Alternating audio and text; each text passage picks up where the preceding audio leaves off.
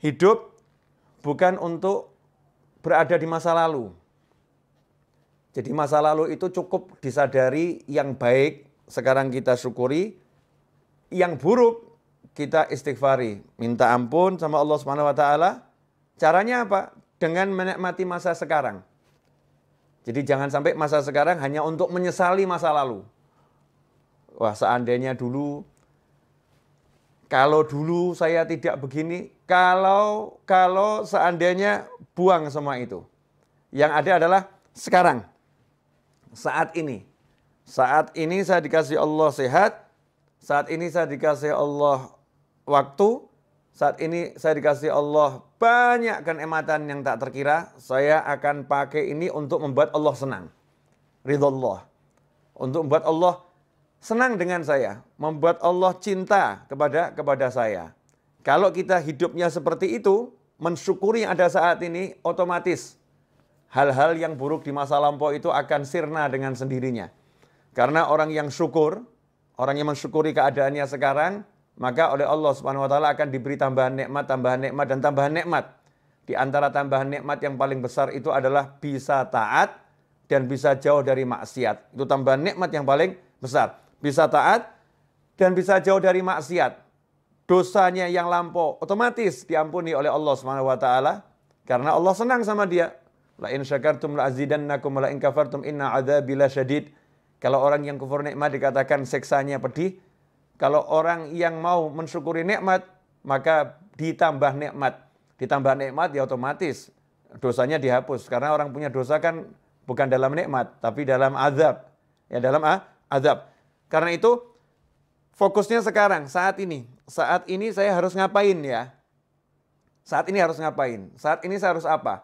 Daripada mikir yang panjang-panjang, kalau saat ini lagi berada di hadapan orang tua, nikmati orang tua. Jangan di hadapan orang tua, mikirin yang di luar.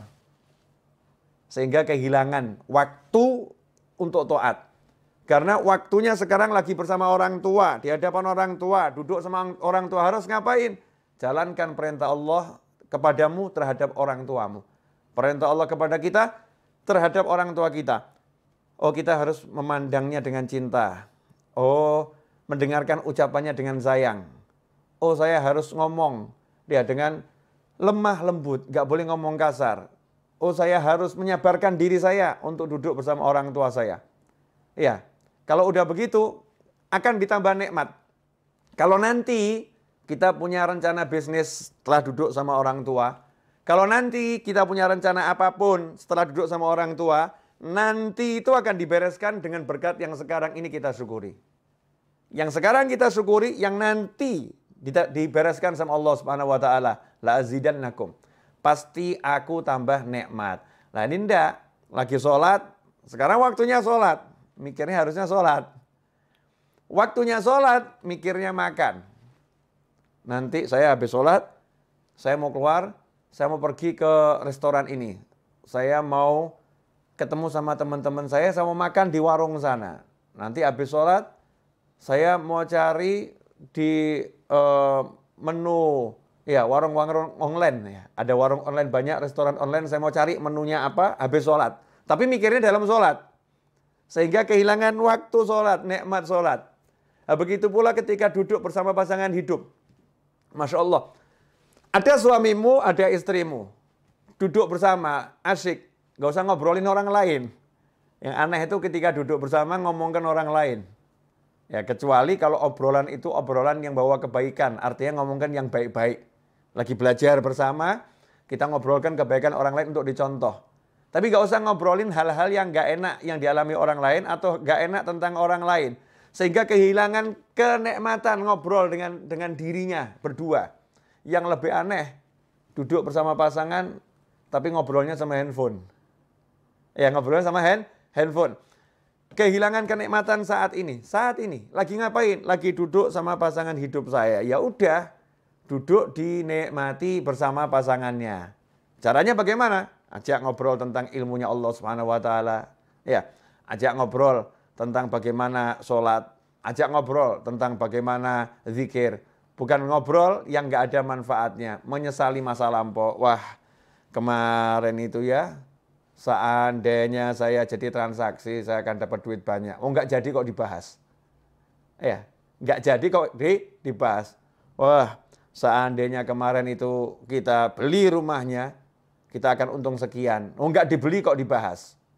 Nggak dibeli kok dibahas. Jadi hidupnya di masa lampau, duduk bersama pasangannya bukan ngobrolkan akhirat, yang diobrolkan al-fulus, wal duit, dinar, wa dirham. Yang diobrolkan cuma uang dan uang dan uang, ad-dunya wa dunya wa dunya. Sehingga nggak ada kenikmatan. Dalam obrolan itu bahkan susah rahmat mau turun. Rahmat mau turun itu susah karena obrolannya bukan dalam taat pada Allah Subhanahu wa taala. Coba kalau duduknya itu ngobrol tentang ketaatan. Masya Allah. Nikmat. Contoh tentang ketaatan, bab masakan itu ketaatan loh. Suami sama istri duduk makan sayur asem. Suaminya ngomong, enak bener nih sayur asemnya nih. Ini kan lagi ngomentari makanannya istri, ya bersama istri di meja makan atau di tempat makan. Enak bener ini, masya Allah, seger badan jadinya rasanya. Istri yang jawab, ini mas bisa aja. Padahal ini nggak enak nih pasti nih, nyindir ini. Enggak nih enak bener ini. Kelihatannya obrolan biasa, tapi ini taat. Sebagaimana disebutkan dalam sebuah riwayat, dudukmu bersama pasangan hidupmu untuk menyenangkan hatinya di jalan Allah Ta'ala lebih utama daripada iktikaf di masjidku ini 1 tahun. Kama qala SAW. Di riwayat seperti itu. Itu nikmat. Kemudian yang lebih menyedihkan lagi, waktunya sekarang untuk melamunkan masa depan. Melamunkan. Nanti kalau rumah itu laku, saya mau beli mobil. Nanti kalau tanah yang di sana laku, saya mau beli rumah. Nanti. Sementara dia sekarang nggak mau kerja. Jadi sekarang ini hidupnya cuman nganggur. Nggak mau bergerak. Nah ini kasihan nih. Ini namanya bukan punya cita-cita. Itu namanya melamun dalam syariat. Jadi cita-cita sama melamun itu beda. Ya, dikatakan kalau yang cita-cita itu bagus, tapi kalau melamun itu dari syaitan. Kalau melamun itu dari setan. Apa bedanya orang melamun sama cita-cita? Kalau orang punya cita-cita, nanti kalau rumah itu laku, saya mau beli mobil. Ya. Kalau sekedar begitu namanya ngelamun. Kalau cita-cita dia tidak pakai ngomong kalau nanti rumah itu laku. Waktunya sekarang langsung dipakai untuk jual rumah. Iklan sana, iklan sini, telepon sana, telepon sini. Ini rumah saya jual, banting harga, diskon 200%. Masya Allah. Ya, apanya yang 200% kan belum dijelaskan, kasih bintang kecil 1. Ini biasanya teknik iklan nih. Bintang kecil. Pak, ini maksudnya diskon 200% apa nih? Ya, 200% itu maksudnya begini, biaya ini saya hapuskan semua. Hilang biayanya itu. Nih, buat orang mau telepon, teknik periklanan dipelajari. Kemudian dia mulai ambil tasbihnya. Dia baca sholawat sebanyak mungkin, tawassul dengan sholawatnya. Mudah-mudahan ada pembeli yang datang. Nah, ini namanya kalau rumah itu nanti laku, saya mau beli mobil. Misal begitu. Kalau tanah yang di sana laku, saya akan hajikan Bapak. Masya Allah. Itu bagus, tapi ngelamun. Ya, melamun jelek. Cita-cita bagaimana? Kalau rumah itu laku, tanah yang di sana laku, saya akan hajikan Bapak. Langsung, mana KTP-nya? Nah, daftar tidak butuh biaya kok. Mana KTP-nya? Diurus semuanya, udah bergerak nih ngurus. Kemudian mulai proses menjual di sana. Itu namanya bukan duduk melamun. Tapi orang punya cita-cita. Itulah niat. Ya, makanya setelah Fathul Makkah, la hijrata ba'dal fathi. Setelah Fathul Makkah tidak ada lagi yang namanya hijrah. Dalam arti pindahnya dari Makkah ke Madinah. Walakin jihadun wa niyah. Yang ada adalah kesungguhan dalam berjuang dan niat yang baik. Nah, niat itu apa? Qasdu syai' muqtarinun bi fi'alih. Niat itu punya satu cita-cita yang segera diiringi perbuatan. Qasdu syai' muqtarinun bi fi'alih. Punya cita-cita, punya harapan, langsung ada aksi. Itu namanya niat. Kalau nggak ada aksi namanya malah melamun. Nah, di tahun yang baru ini, jangan kita jadi orang yang sibuk melamun. Tapi jadilah orang yang sibuk beraksi. Jadilah orang yang sibuk mewujudkan cita-cita. Ya, cita-citanya mulai diwujudkan dengan apapun yang bisa, sebisanya. Karena itu tadi dalam profile picture saya dikatakan hidup bukan untuk dipikiri. Ya, bukan cuma mikiri hidup kok seperti ini ya, punya suami kok kayak gitu ya, punya istri kok seperti itu ya. Nggak nyelesain masalah. Ngomongkan yang nggak enak itu membuat semakin tidak enak. Memperbincangkan yang jelek membuat semakin jelek. Memperbincangkan yang negatif menjadi energi yang negatif. Ngomong yang baik-baik maka menjadi yang baik. Ini yang ngomong bukan saya, yang ngomong Nabi Muhammad SAW. Man kana yu'minu billahi wal yaumil akhir fal yaqul khairan au liyasmut. Barang siapa iman, percaya, man kana yu'minu billahi wal yaumil akhir, kepada Allah dan hari akhir, fal yaqul khairan, hendaknya dia ngomong yang baik. Ngomong yang baik. Kalau tidak bisa, diam saja. Bahkan sampai komentari makanan yang nggak enak itu nggak boleh. Kalau suka makan, ya. Kalau suka makan, kalau enak itu dikomentari yang positif. Kalau nggak enak, diam, nggak usah dimakan. Nah, diam jangan dikomentari. Karena mengomentari makanan yang nggak enak itu nggak boleh. Ya mencela makanan itu nggak boleh. Tapi Habib, saya pengen ini masakannya jadi enak. Ini makanannya nggak enak. Gimana cara komentarinya? Ya, komentari yang cerdas, yang sesuai syariat. Caranya gimana? Makanan ini enaknya luar biasa kalau garamnya dinaikkan sedikit. Ya, garamnya tambah sedikit, enaknya luar biasa. Positif, bukan hal yang negatif. Itu yang diajarkan Nabi Muhammad SAW. Rasul nggak suka kita ngomong yang negatif, ngomong yang jelek-jelek, ngomong yang buruk-buruk. Ngomong yang buruk mendatangkan keburukan. Ngomong yang jelek mendatangkan kejelekan. Suasananya nggak enak, ruhaniyahnya nggak enak. Karena itu ikhwani rahimakumullah, hidup bukan untuk dipikiri. Mikirin yang kemarin-kemarin apalagi, Masya Allah. Kemarin saya kok, sholat subuhnya terlambat ya. Dulu ya sholat subuhnya terlambat. Mikirin doang. Mikirin tok, ya, nggak ada manfaatnya. Bukan begitu caranya. Caranya apa? Cukup dengan satu kalimat dalam hati, kemarin saya banyak dosa, sekarang saya mau banyak taat. Selesai. Jadi bukan waktunya habis untuk mikir kemarin kok sholat subuh begini ya, kemarin ya sholat zuhurnya begini ya, kemarin mikir aja. Waktunya mikir yang tadi itu, kalau udah untuk aksi, Masya Allah. Langsung dia banyak sholat sunnahnya. Ditanya sama orang, kenapa kamu banyak sholat sunnah? Wah, sholat saya yang dulu-dulu tidak beres ini. Ini sunnahnya buat nambah ini. Kemudian dia kodok sholatnya. Kodok, kenapa kamu kodok sholatmu? Wah, dulu saya sering subuh nggak sholat ini. Sekarang saya mau kodok sekarang ini. Saya mau kodok sekarang. Jadi bukan hidup dalam lamunan, tapi hidup dalam aksi. Kalau udah hidup kita dalam aksi ketaatan, maka hidup itu akan penuh dengan kenikmatan. Kalau hidup dalam aksi ketaatan, maka hidupnya akan penuh dalam kenikmatan. Karena itu para ulama mengatakan nikmat yang kami rasakan dalam hati ini, nikmat yang kami rasakan dalam hati, kalau para bisnismen, para raja, para penguasa mengerti nikmat yang kami rasakan, mereka akan berjuang untuk merebutnya dari kami dengan apapun yang bisa mereka lakukan. Kalau tahu ya, mereka akan merebutnya dengan apapun yang bisa mereka lakukan. Ya, tapi karena mereka nggak tahu, dan toh kalau tahu juga nggak bisa. Kenapa? Tempatnya di hati. Gimana mau merebut hati? Susah. Yang di hati mau diambil tuh susah, nggak bisa. Bisanya dengan cara melakukan hal yang sama. Kalau mau merasakan nikmat yang dimiliki oleh para aulia usholihin, nikmat yang dimiliki orang-orang soleh, ya tiru aja yang dilakukan orang-orang soleh.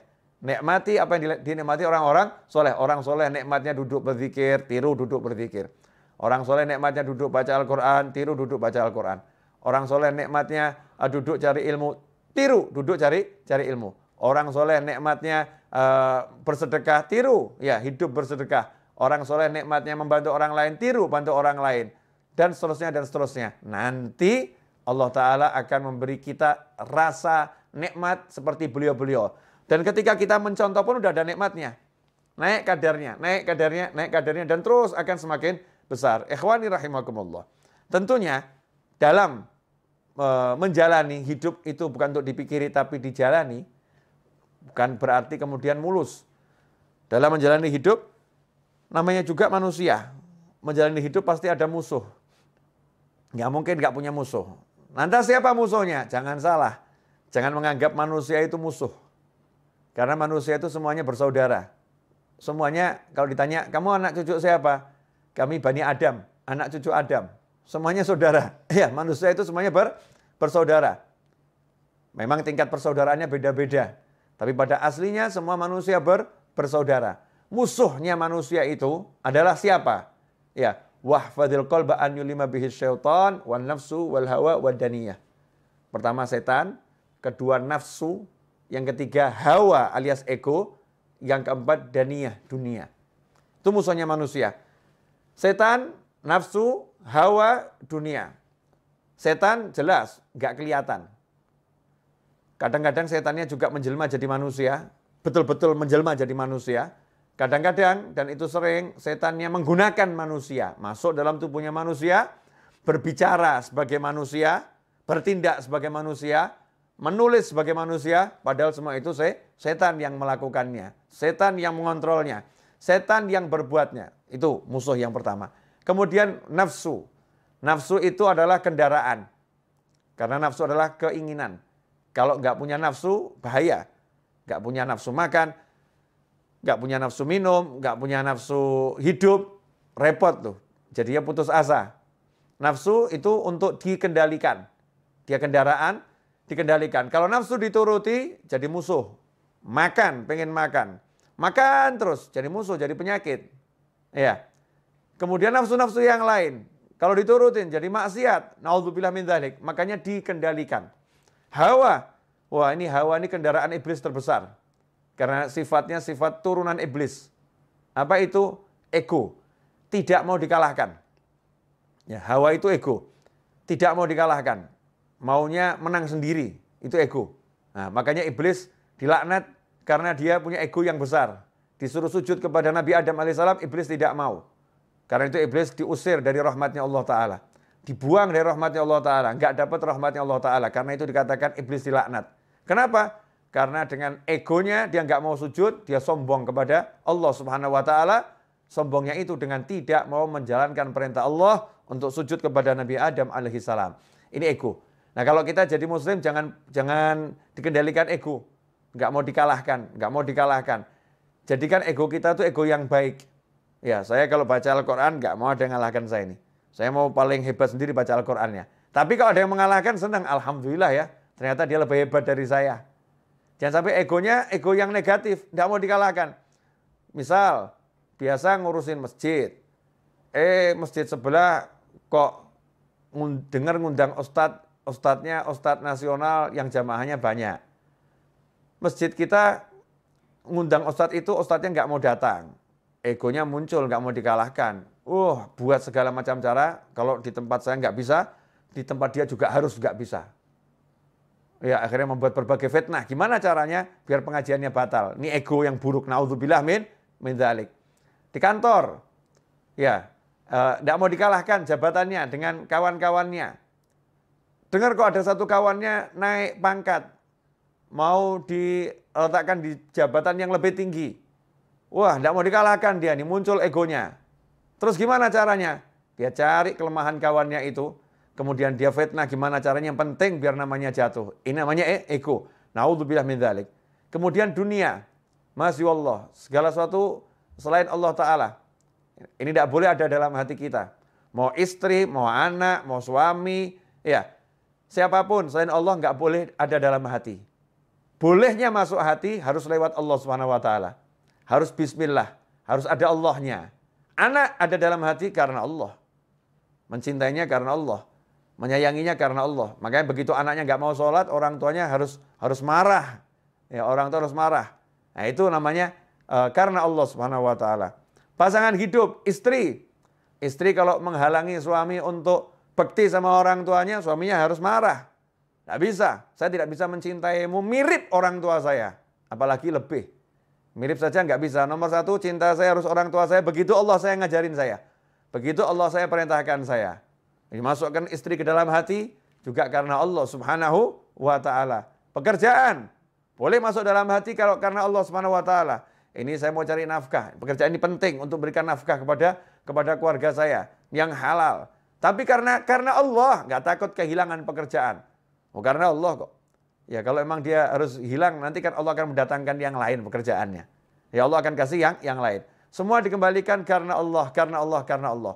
Kalau udah punya seperti itu, menghadapi manusia model apapun, hidup untuk dijalani. Ketemu yang seperti apapun, yang penting pasang niat yang baik, pasang niat yang besar, kemudian jalani tanpa harus difikiri. Nanti gimana ya? Kira-kira saya bisa dapat rezeki besar nggak ya? Kira-kira nanti saya dipecat nggak ya? Nanti lagi yang dibicarakan. Nggak usah bahas nanti, sekarang kamu syukuri, sekarang kamu nikmati. Habib, Ustadz, Kiai, sekarang saya jadi pengangguran, barusan di PHK. Salah, kamu bukan pengangguran. Tapi kamu dipindahkan dari satu lapangan pekerjaan ke banyak lapangan pekerjaan yang lain. Tadinya kamu cuma kerja di satu kantor, sekarang kamu di PHK, berarti kamu punya kantor unlimited. Karena kamu bisa buat kantor model apapun. Yang jadi masalah, kamu mau nggak? Ya, kamu mau atau tidak? Kamu menganggap dirimu pengangguran atau dirimu adalah orang yang punya kesempatan kerja lebih besar? Terserah, itu pola pikir kita masing-masing. Mau mikir yang benar atau mikir yang salah. Kalau udah bisa gitu, enak itu. Dimanapun kita hidup, yang ada adalah asyik. Karena orang yang syukur itu nggak akan berada dalam sengsara. Orang yang syukur selalu dalam nikmat dan nikmat dan nikmat dan nikmat. Ikhwani rahimakumullah. Nah, merdeka. Ya itulah orang yang merdeka. Orang yang merdeka itu seperti ketika Pak Karno dan Bung Hatta serta tokoh-tokoh nasional, para ulama memproklamirkan kemerdekaan. Maaf, belum ada negara yang mengakui secara tertulis Indonesia sebagai negara. Belum ada. Kalau mikir gitu, kapan merdekanya? Oh, ini kita belum kontak negara-negara lain loh. Ada yang dukung enggak ya? Nanti kira-kira gimana ini kalau setelah kita proklamirkan seperti apa ya? Kalau mikir begitu nggak pernah merdeka Indonesia. Tapi langsung pekik merdeka diteriakkan, 17 Agustus 45 diproklamirkan, ya merdekalah kita. Setelah itu baru kita urus. Bergerak, menjalani kehidupan kemerdekaan.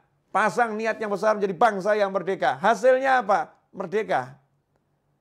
Ada kurang lebih 10 negara memberikan dukungan atas kemerdekaan Indonesia. Diawali Palestina, Mesir, Yaman, Saudi Arabia, dan seterusnya. Bisa kita baca di sejarah kemerdekaan bangsa kita ini. Ikhwani rahimakumullah. Ya, itulah cara berpikir orang yang sudah mengerti. Ya, sudah mengerti bahwasanya hidup itu untuk dijalani bukan dipikiri, tentu dengan niat-niat yang baik. Nah, kemerdekaan ini pada hakikatnya adalah bebas dari penjajahan. Sementara saat ini kita sebagai pribadi manusia, kita sendiri nggak bebas dari penjajahan nafsu.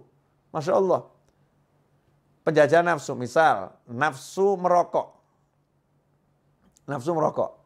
Dikasih tahu sama dokter, Bapak ini sakit paru-paru, agak berat Pak, harus berhenti merokok.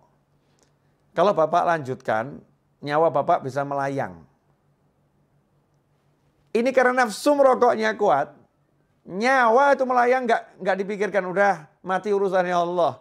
Nanti kalau udah takdirnya mati ya mati, kalau belum waktunya ya nggak akan mati. Pakai dalil takdir pula ini, untuk menuruti hawa nafsu pakai dalil takdir. Dia nggak bisa mengendalikan nafsunya ini. Rokok berhenti dulu ya, saya lagi sakit nih, berhenti kamu.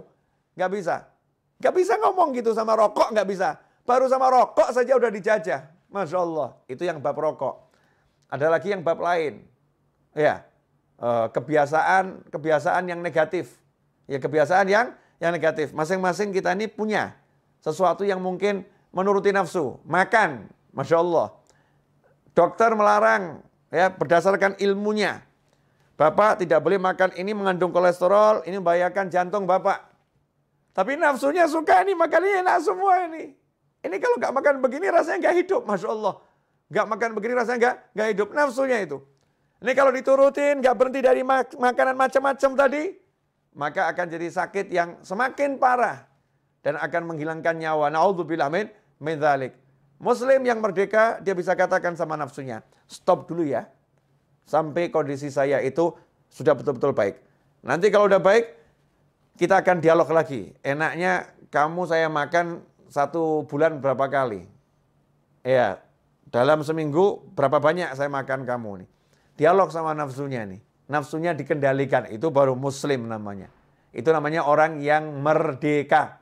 Ya, orang yang merdeka. Kalau belum begitu, masih dijajah oleh setan, nafsu, hawa, dan dunia. Yang paling kesian yang dijajah sama dunia, Masya Allah. takut kehilangan duit. Takut kehilangan pekerjaan. Gara-gara takut kehilangan pekerjaan, disuruh melakukan yang haram apapun dijalani. Daripada saya kehilangan pekerjaan, nyerempet haram dikit gak jadi masalah. Masya Allah. Nyerempet yang haram dibilang gak jadi masalah. Na'udzubillah min dzalik. Gara-gara takut kehilangan pekerjaan, jelas-jelas ibunya di desa memanggil, nak pulang, temanin ibu. Ibu sudah tua, ibu gak mau meninggal sendirian. Pulang kamu nak, temanin ibu.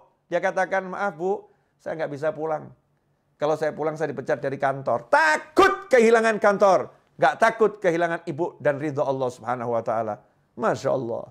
Ini dijajah yang luar biasa oleh yang namanya dunia. Ikhwani rahimakumullah.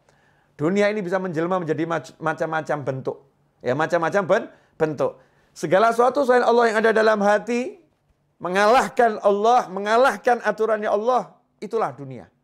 Ya, itulah dunia. Sekarang pilihan ada di tangan kita. Kita mau jadi manusia yang merdeka atau manusia yang terjajah. Kalau mau jadi manusia yang merdeka dan setiap muslim harus jadi orang yang merdeka, maka kita harus berjuang. Ya, jihadun wa niyah. Berjuang melawan nafsu, berjuang melawan ego, berjuang melawan syaitan, berjuang melawan dunia. Caranya ya dengan melaksanakan perintah Allah. Belajar setiap hari, cari ilmu terus tanpa henti.